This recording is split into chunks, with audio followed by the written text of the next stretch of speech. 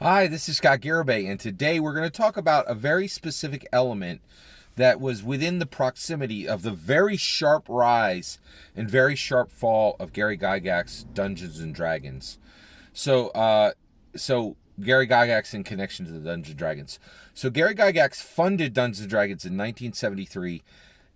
By the end of 1986, he was out as president, out as CEO of TSR, and had been forced out of Dungeons and Dragons and no longer had any controlling ownership, and really had very little commercial power or financial power, no commercial or financial power over Dungeons and Dragons, and that is the case today. The Gygax family really isn't connected to the finance or the commercialization of Dungeons and Dragons very much at all. That's my understanding. Okay. What I want to talk about today is the Blume brothers. The Blume brothers are very famous within Dungeons & Dragons history, and I want to look at the Blume brothers from 1973 to 1986.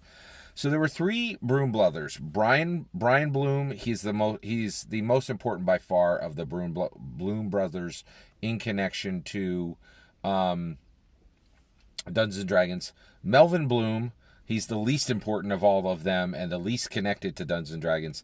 And Kevin Blume, who was the second most influential and most connected Blume brother to Dungeons and Dragons. So here's the chronological flow of the connection of the Blume brothers connected to Dungeons and Dragons between 1973 and 1986. And that is their full connection, just like Gary Gygax's.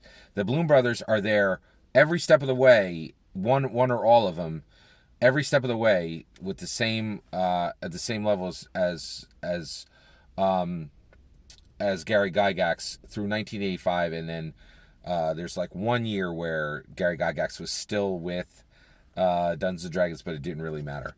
So here we go. 1973, Gary Gygax funds the printing of the very first edition of Dungeons and Dragons that would come out in January of 1974, but he funds it with $1,000 of his own money, $1,000 of Don Kay's money, and $2,000 of Brian Blume's money. That's the first time the Blume brothers are in. Okay? All right, 1975 comes along. Don Kay dies.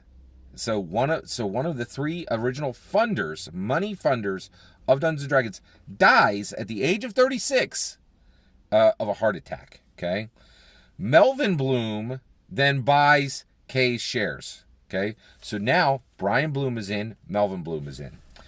We skip all the way to 1980. Kevin Blume, the third Blume brother, buys Melvin Blume's D&D shares. Melvin Blume's out. 1981, Brian and Kevin send Gary Gygax to Hollywood. Okay, so at this point, the Blume brothers are the company managers. They're essentially managing the money and managing all the non-fun stuff that Gary isn't really doing, which is really running the company, okay, of TSR. Brian and Kevin send Gary Gygax to Hollywood. They did this because they really did want a movie and a television show, but there's also speculation that they did this because Gary Gygax was very conservative and wanted to run the company in a conservative way, and the Blume brothers didn't. Okay, so also in 1981, TSR's bank creditors demand that 3 independent directors be added to the board, to TSR board. These 3 independent directors that are brought in, they're all non-gamers, and they all voted with Blume forever. Voted with Blume just nonstop.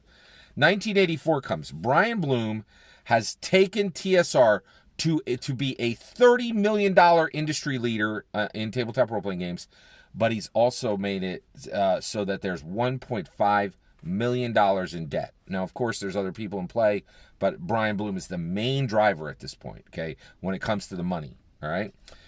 At this point, $30 million, $30 million, they have, Dungeons and Dragons has made $30 million that year. I think that's their total revenue, right? It's an industry leader, but it's $1.5 million in debt, and Brian Blume's like, and Kevin Blume are both like, we want to sell. Gary Gygax does not want to sell, and he hires Lorraine Williams as company manager to give him some control, even though he's not paying attention to it. He's not paying attention to the business of Dungeons & Dragons. He's really paying a lot of attention to the game of Dungeons & Dragons, right? So he hires Lorraine Williams as the company manager so that he can keep the company from being sold. 1985 comes.